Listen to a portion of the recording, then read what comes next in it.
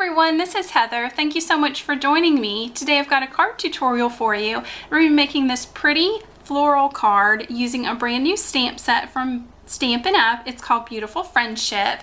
And I'm going to show you how to do kind of a faux watercolor look using solid stamps. So this is the Beautiful Friendship stamp set that's available in the new annual catalog, and it's got some really pretty florals on it, kind of some roses and like a hydrangea, some really great sentiments, leaves, and little centers that you can add, and it makes a really beautiful floral card. For my cardstock base, I have some Pool Party cardstock, just an 8.5 by 11 sheet of cut scored folded in half. I also have another little extra piece of blue for behind the sentiment. This is 2 by 1.5. And then I also have some watercolor paper, a smaller piece to do my stamping and embossing on, and then a larger piece to do the florals. This has been cut to 4 3/4 by 6, but I am going to die cut it down to a smaller size. I'm using the largest stitched rectangle die from the Stitched Rectangle Dies shapes from Stampin' Up, and one of the smaller rectangles for the sentiment. So for this technique, I'm going to be using 2 different colors of ink pads on each of the stamps. For the blue hydrangea, I'm using Pool Party and Balmy Blue. I have a sheet of scratch paper laid down.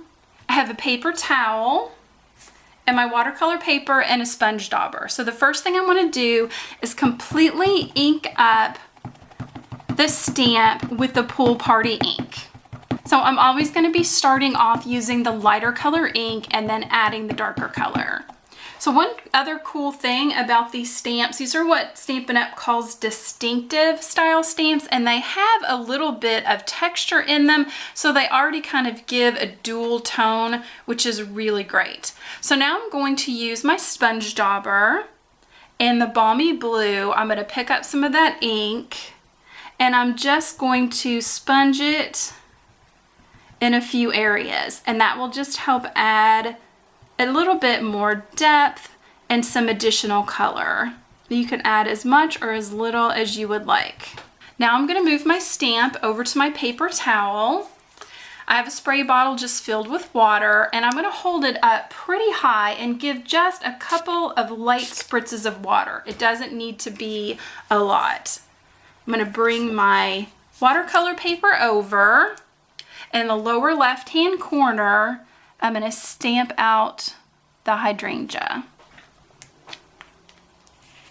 So at first it looks a little bleary, a little smeary, but as soon as it dries, it will look really pretty. So we end up with this really great watercolor look because the water has kind of mixed the 2 colors of ink together. We also have the nice texture of the watercolor paper, and also that the stamp already has a little bit of texture too.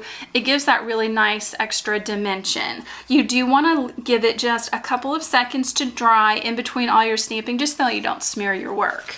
Moving on to the single row stamp, I'm going to be using Petal Pink and Blushing Bride. I'm going to do the same thing that I did with the hydrangea. I'm going to ink it up in the Petal Pink, turn it over, pick up some of this Blushing Bride with the sponge dauber and add that color on top. And one of the reasons you want to do the lighter color first is so that you're not really contaminating your light ink pad with the darker color. I'm going to move back over to my paper towel. I'm going to give it a little spritz. I'm going to stamp it up to the left hand side of the hydrangea, kind of overlapping just a little bit. So I'm going to do one more single rose in the same color combination. If you want to wipe your stamp off in between inkings, you can do that. Now I'm going to add the other rose down on the other side of the hydrangea.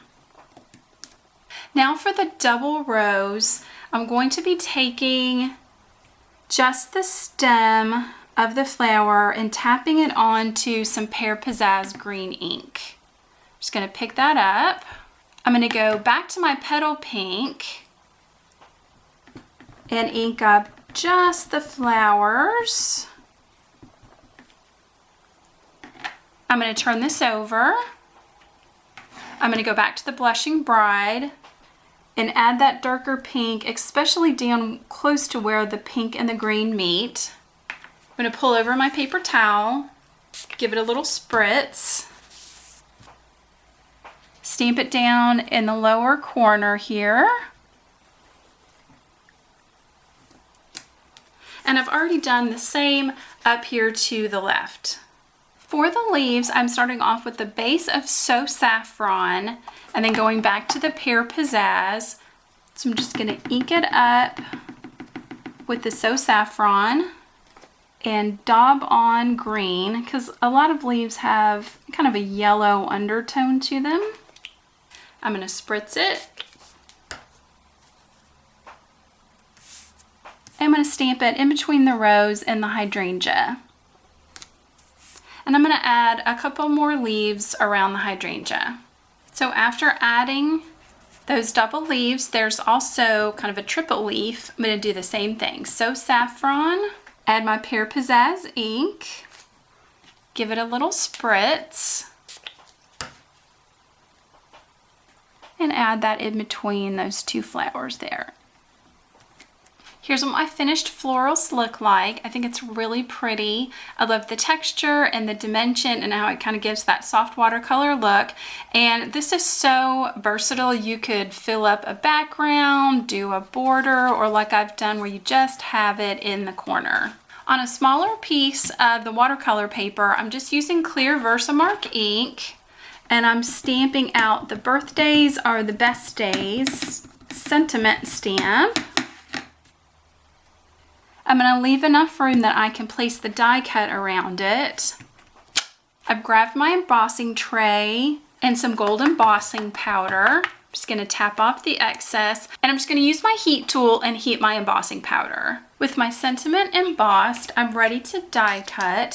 So I'm going to take some repositionable tape. I'm going to center on the stitched rectangle die. I'm going to tape it in place. And with the larger die, I'm just going to kind of figure out how much of this I would like to die cut off. And I'm getting pretty close to the edge. I'm going to take a couple pieces of tape and tape this in place. And then I'm going to run these both through my die cut machine. So here are my pieces that have been die cut. I hope you can see that nice pretty stitched edge. I think that just adds a really nice texture. And you do want to probably run these back and forth a couple of times through your die cut machine, just because the watercolor paper is kind of thick. So I'm just applied some regular tape runner to the back of my panel. I'm applying that to my cardstock base. Doing the same with the sentiment. On the back of my sentiment, I've applied a couple of foam squares. I'm going to place that on my card. I'm going to finish off my card by applying some tiny little glue dots to some pretty gold sequins. I'm going to apply a few to my card front. I think those tie in really nicely with the gold embossed sentiment. So here's our finished card. I really love this kind of faux watercolor look. It's really quick and easy to do. I think the new Beautiful Friendship stamp set from Stampin' Up! Is really lovely. It's going to make some really, really pretty cards.